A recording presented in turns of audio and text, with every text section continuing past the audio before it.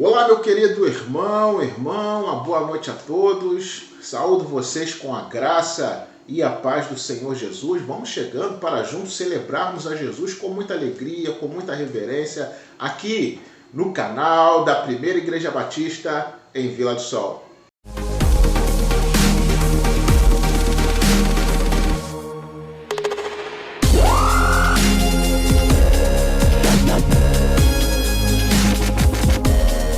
Nós estamos dando início a este momento de culto para a celebração ao nome santo e bendito de Jesus.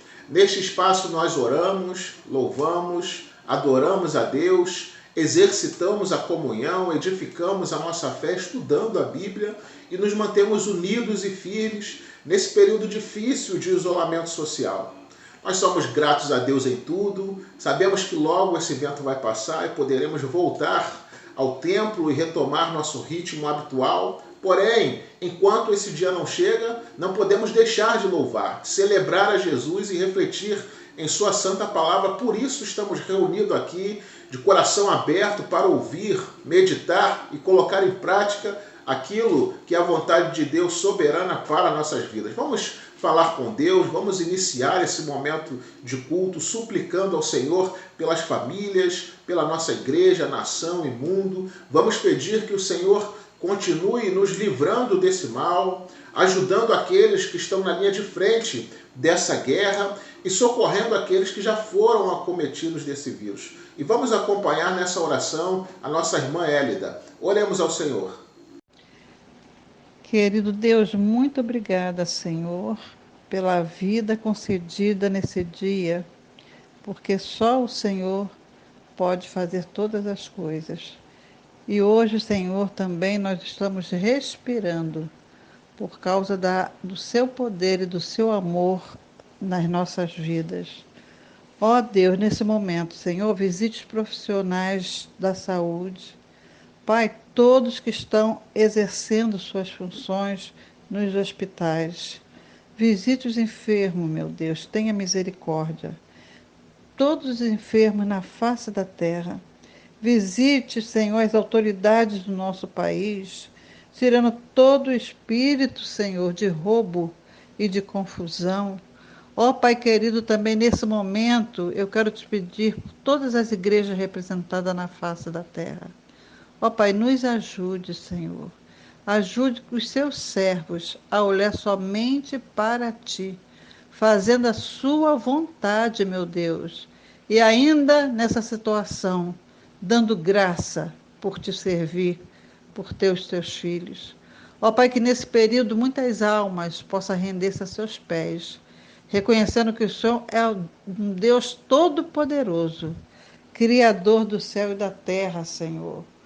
Ó Deus, tenha misericórdia também dos militares, meu Pai, todas as lideranças, meu Pai. Também te pedimos por todas as famílias, pelos trabalhadores, aqueles que perderam o seu emprego, Pai, tenha misericórdia. O Senhor é que supre as nossas necessidades. O Senhor tem cuidado de tudo, Pai, porque tudo está nas Tuas mãos. Que cada um confie em Ti, Senhor, que olhe os pássaros, os lírios dos campos, Senhor, que até agora, Senhor, eles estão tão lindos, meu Pai. Os pássaros passam voando, meu Pai, no firmamento. Ó Deus, tenha misericórdia de todos nós. Tu sabes, Senhor, Tu conheces os nossos corações. Eu quero te pedir também, nesse momento, meu Deus, que o Senhor possa nos ajudar. Nós estamos tendo esse culto presencial nas nossas casas, nosso culto de online nas nossas casas, mas nós sabemos, Senhor, que sentimos falta do culto presencial, aonde nós temos comunhão com nossos irmãos, mas o tempo é do Senhor, a hora é do Senhor, e nós temos que aguardar o momento, e tudo vai passar, e nós voltaremos, Senhor, para a nossa igreja. E ali, Senhor, na presença de todos, e principalmente na Tua presença, ter uma comunhão gostosa e agradecer por tudo que o Senhor nos fez nesse tempo, nos guardando de todo mal. Abençoe nosso pastor, Senhor, sua esposa, Senhor, seu filhinho. Ajude em tudo, dando sabedoria aos seus servos. Muito obrigado por eles, meu Pai. Cuide deles. Eu sei que o Senhor tem cuidado, mas que nunca venha faltar nada aos seus servos. Ó Deus de amor, também nós queremos que o Senhor visite aqueles que realmente estão, talvez, no leito, não por causa do coronavírus, mas por causa de outras enfermidades. E nós sabemos que tem sido muito difícil para esses também. Porque, Pai, os familiares não podem entrar para visitar, não pode levar uma palavra de ânimo, mas nós te pedimos que a sua presença possa ser presente ali e que eles possam recorrer a um Deus que é em todos os lugares, a um Deus, Senhor, que cuida de nós, a um Deus que tem zelado pelo seu povo. Ó Deus, fique conosco, Senhor, desta noite, Senhor. E que a palavra que vai ser ministrada pelo seu servo possa vir direto aos nossos corações e que possamos entendê-la, colocá-la em prática, meu Pai, e ser edificadas por ela. Muito obrigado por tudo. Essa é a nossa oração em nome de Jesus. Amém. Amém. Vamos agora seguir louvando a Deus, entoando o hino de número 160 do cantor cristão, A Fé Contemplada. Louvemos a Deus, irmãos.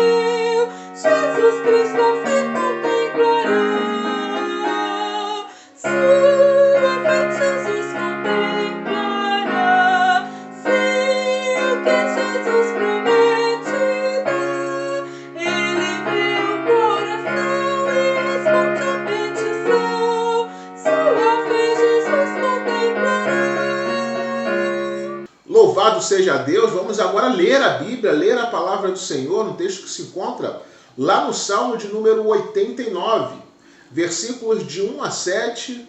Vai nos dizer assim a palavra de Deus, irmãos. Cantarei para sempre as tuas misericórdias, ó Senhor. Os meus lábios proclamarão a todas as gerações a tua fidelidade, Pois disse eu, a benignidade está fundada para sempre. A tua fidelidade, tu a confirmarás nos céus, dizendo, fiz aliança com o meu escolhido e jurei a Davi, meu servo. Para sempre estabelecerei a tua posteridade e firmarei o teu trono de geração em geração. Celebram os céus as tuas maravilhas, ó Senhor, e na Assembleia dos Santos a tua fidelidade. Pois quem nos céus é comparável ao Senhor? Entre os seres celestiais, quem é semelhante ao Senhor? Deus é sobremodo tremendo na Assembleia dos Santos e temível sobre todos os que o rodeiam. Seguiremos louvando a Deus com o hino de número 324 do cantor cristão, Refúgio Verdadeiro. Louvemos ao Senhor.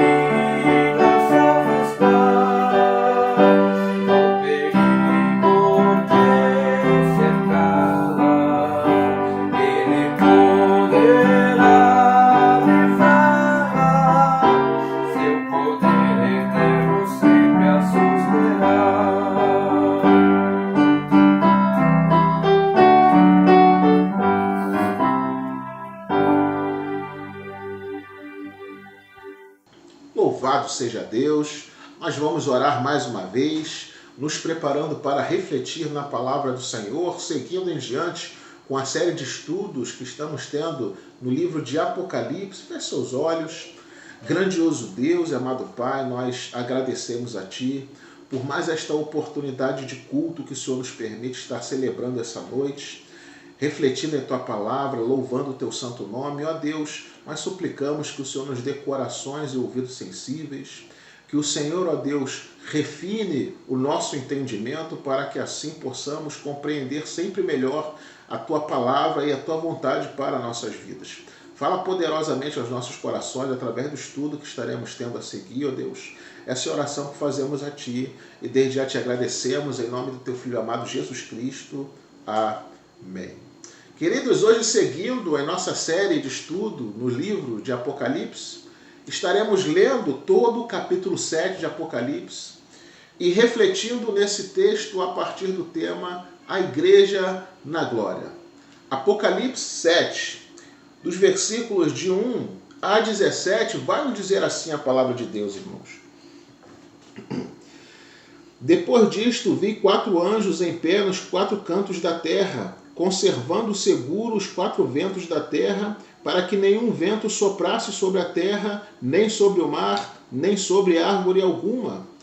Vi outro anjo que subia do nascente do sol, tendo o selo do Deus vivo, e clamou em grande voz aos 4 anjos, aqueles aos quais foram dado fazer dano à terra e ao mar, dizendo: não danifiques nem a terra, nem o mar, nem as árvores, até selarmos na fronte os servos do nosso Deus. Então ouvi o número dos que foram selados, que era 144.000 de todas as tribos dos filhos de Israel. Da tribo de Judá foram selados 12.000, da tribo de Ruben 12.000, da tribo de Gade 12.000, da tribo de Azer 12.000, da tribo de Naftali 12.000, da tribo de Manassés 12.000, da tribo de Simeão 12.000, da tribo de Levi 12.000, da tribo de Issacar 12.000, da tribo de Zebulão 12.000, da tribo de José 12.000, da tribo de Benjamim foram selados 12.000. Depois destas coisas vi, e eis grande multidão que ninguém podia enumerar, de todas as nações, tribos, povos e línguas, em pé diante do trono e diante do Cordeiro, vestidos de vestiduras brancas, com palmas nas mãos. E clamavam em grande voz, dizendo: ao nosso Deus, que se assenta no trono, e ao Cordeiro pertence a salvação. Todos os anjos estavam de pé, rodeando o trono, os anciãos e os 4 seres viventes, e ante o trono se prostraram sobre o seu rosto e adoraram a Deus, dizendo: Amém. O louvor e a glória e a sabedoria e as ações de graça e a honra e o poder e a força sejam ao nosso Deus pelos séculos dos séculos. Amém. Um dos anciãos tomou a palavra dizendo: estes que se vestem de vestiduras brancas, quem são e de onde vieram? Respondi-lhe: meu Senhor, tu o sabes. Ele então me disse: são estes os que vêm da grande tribulação, lavaram suas vestiduras e as alvejaram no sangue do Cordeiro, razão porque se acham diante do trono de Deus e o servem de dia e de noite no seu santuário, e aquele que se assenta no trono estenderá sobre eles o seu tabernáculo.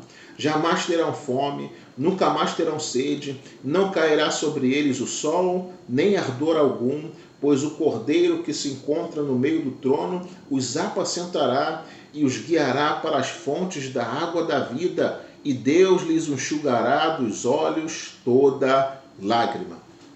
A Igreja na Glória é o tema da nossa mensagem dessa noite, em que estaremos refletindo a partir do texto que acabamos de ler.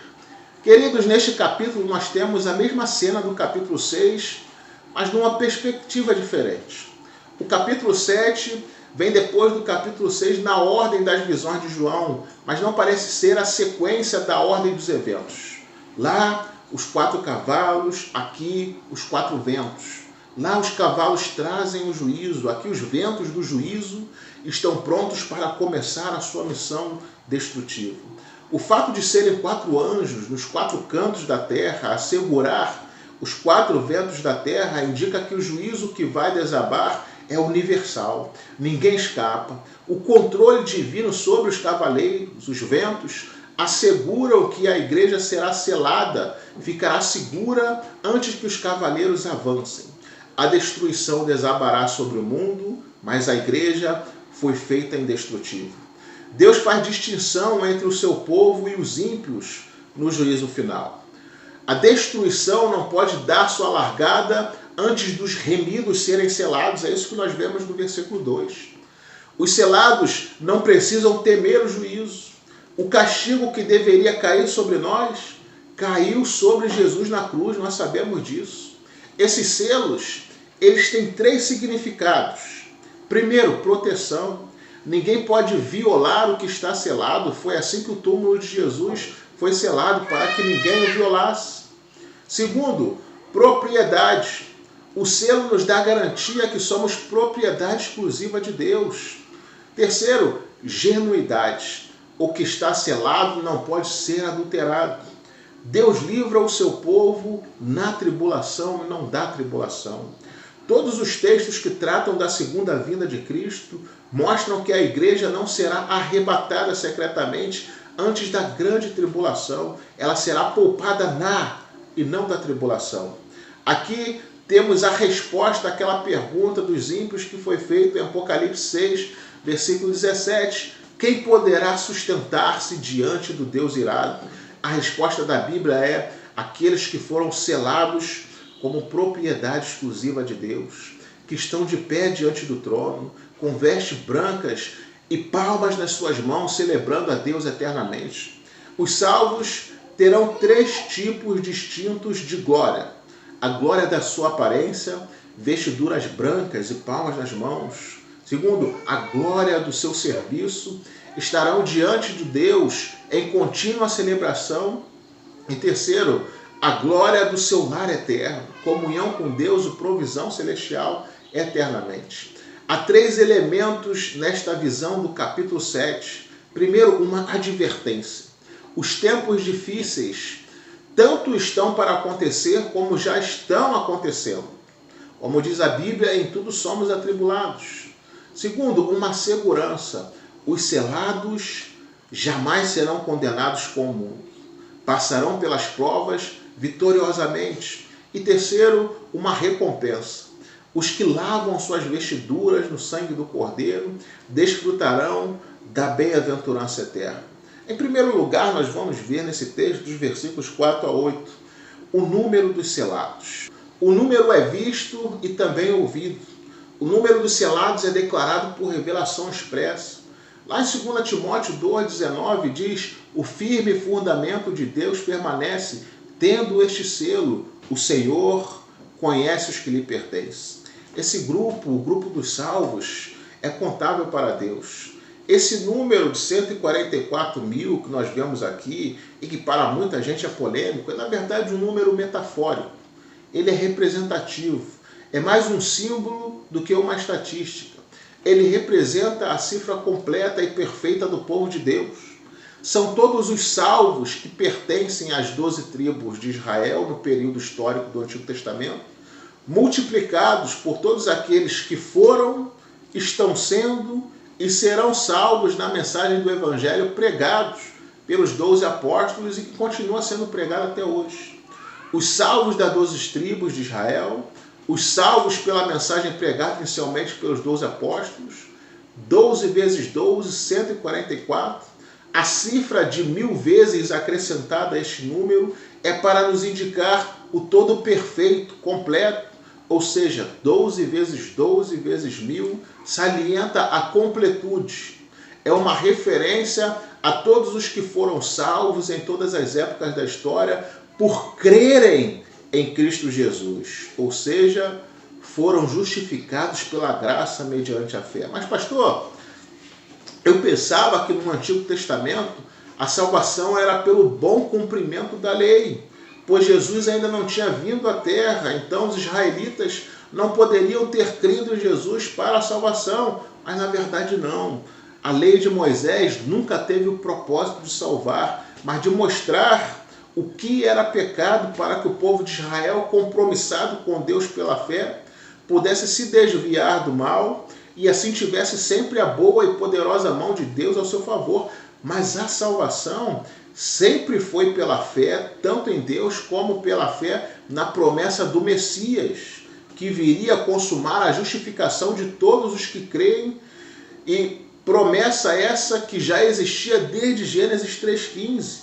Foi reafirmada por Moisés em Deuteronômio 18,15. Abraão foi justificado pela fé, como a Bíblia bem declara.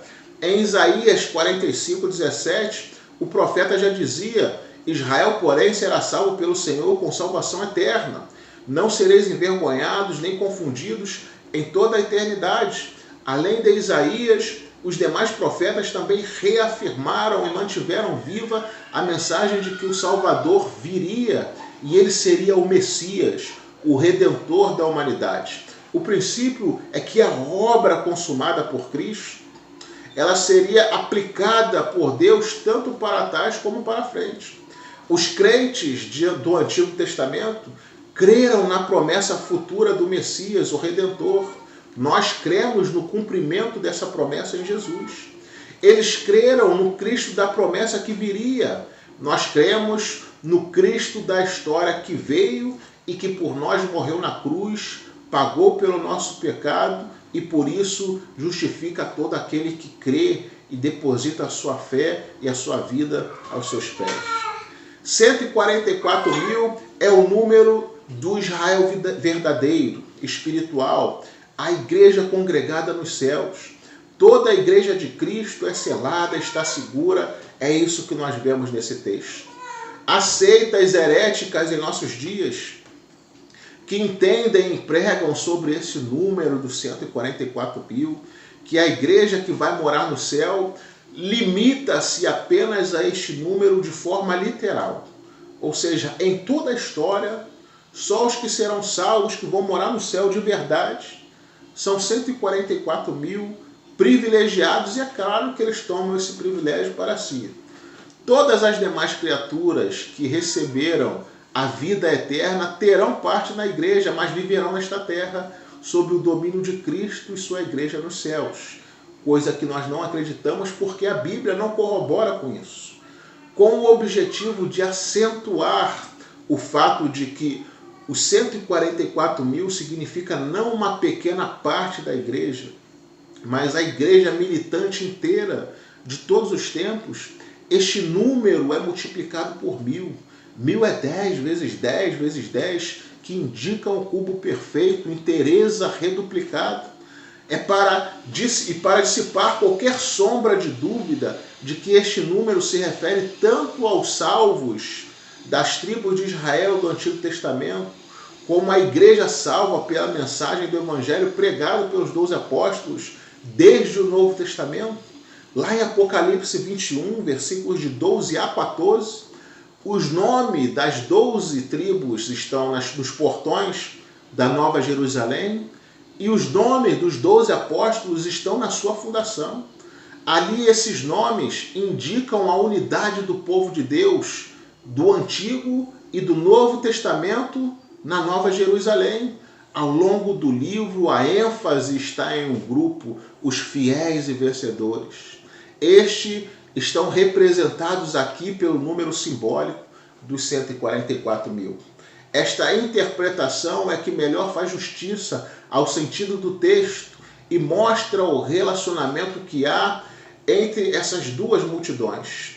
Elas estão constituídas das mesmas pessoas, aquelas que foram seladas e guardadas por Deus. Em segundo lugar, os selados são uma multidão inumerável. Se aqui nós vemos o número, no versículo de 9 a 12, nós vemos que os salvos, os selados, são uma multidão inumerável. De repente, muda-se o cenário. O leitor é novamente transportado da terra para o céu. Agora João vê a igreja redimida no céu.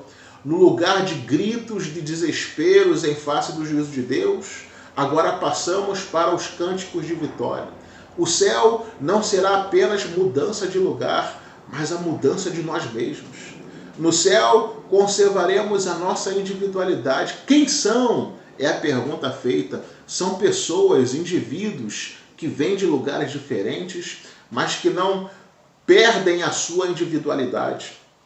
As distinções que nos separam na terra não nos separarão nos céus. Lá nós não teremos ricos e pobres, nobres e servos, mas aqueles que foram lavados no sangue do Cordeiro. Quais são as características da igreja glorificada que nós vemos aqui no nosso texto? Primeiro, é uma igreja inumerável. Versículo 9 vai nos dizer que isso é o cumprimento da promessa feita por Abraão.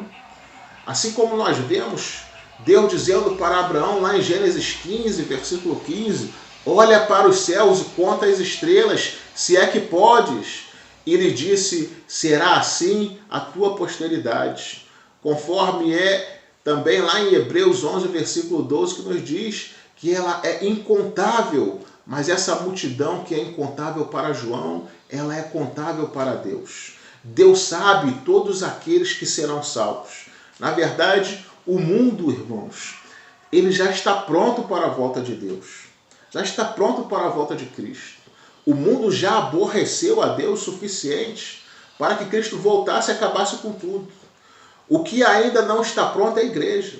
Porque nas contas de Deus ainda falta aquela última pessoa que ele sabe que irá se converter. Aceitar a Jesus para que se complete o número que ele já conhece. E aí sim, Jesus Cristo volte e a partir daí todo o cenário de juízo que estamos vendo, estamos aqui estudando, ocorra e a consumação de toda a história também aconteça. Segundo, a igreja é uma igreja universal. Incluem todos os salvos, os selados judeus e gentios, procedentes de todas as culturas, línguas, povos e nações, de todos os lugares e de todos os tempos. Em Abraão haveriam de ser abençoadas todas as nações, todas as famílias da terra. João vê na igreja a humanidade abençoada em Abraão, assim como foi prometido por Deus a este servo. Terceiro, é uma igreja honrada.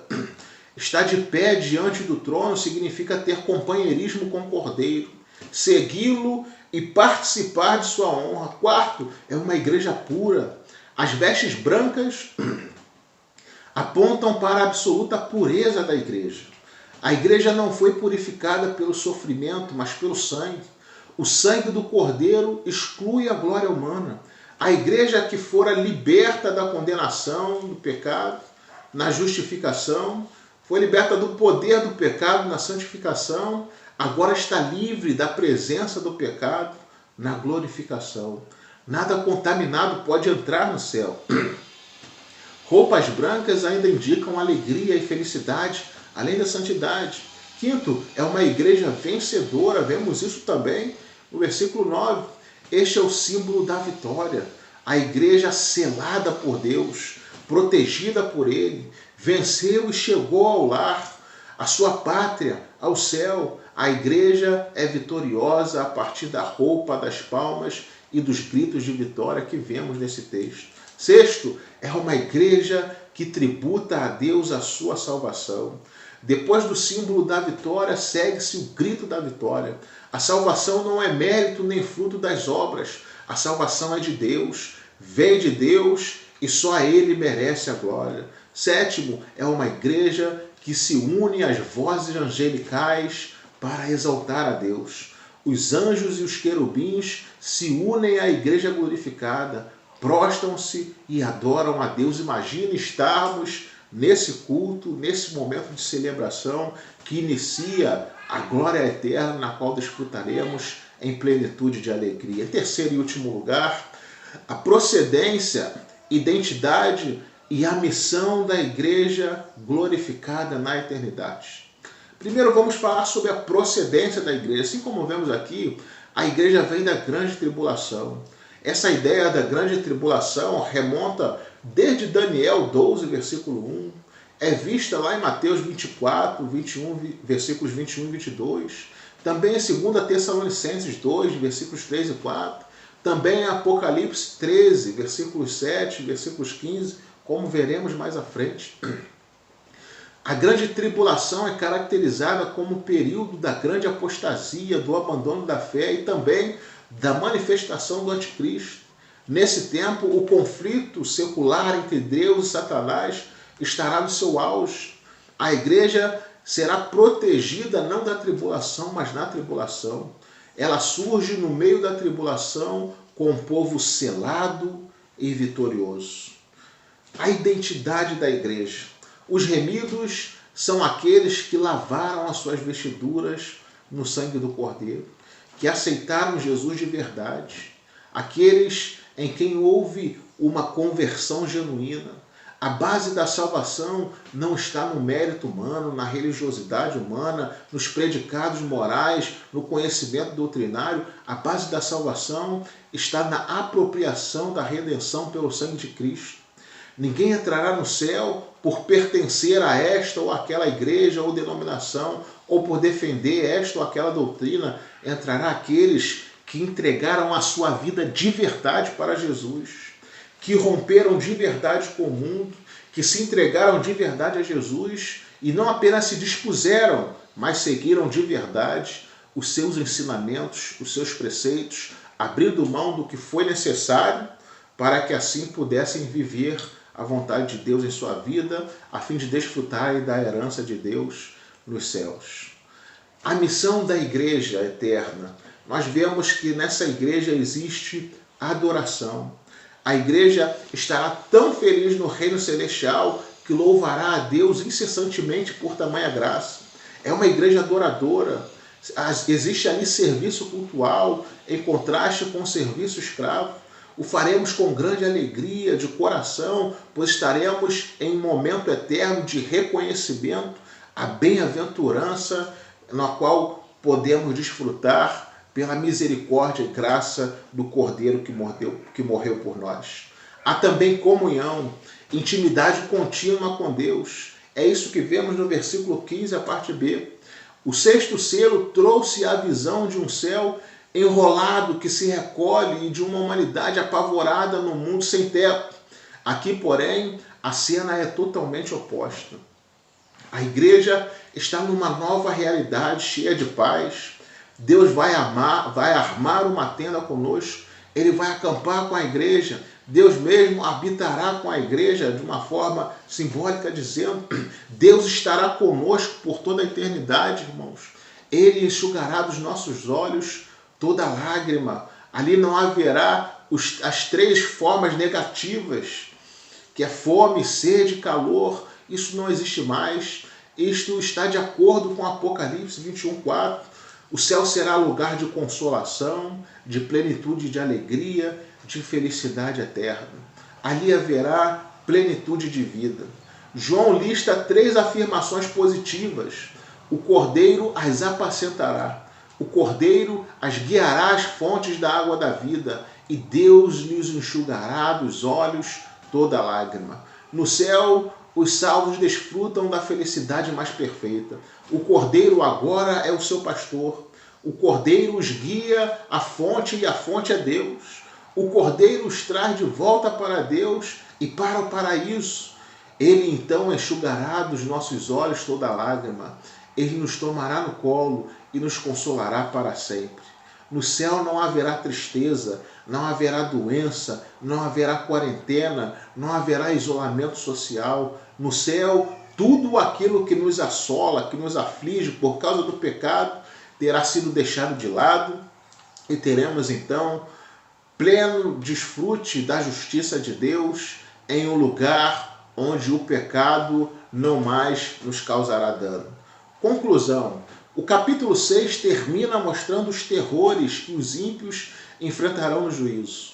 O capítulo 7 termina mostrando as glórias do remido na segunda vinda de Cristo.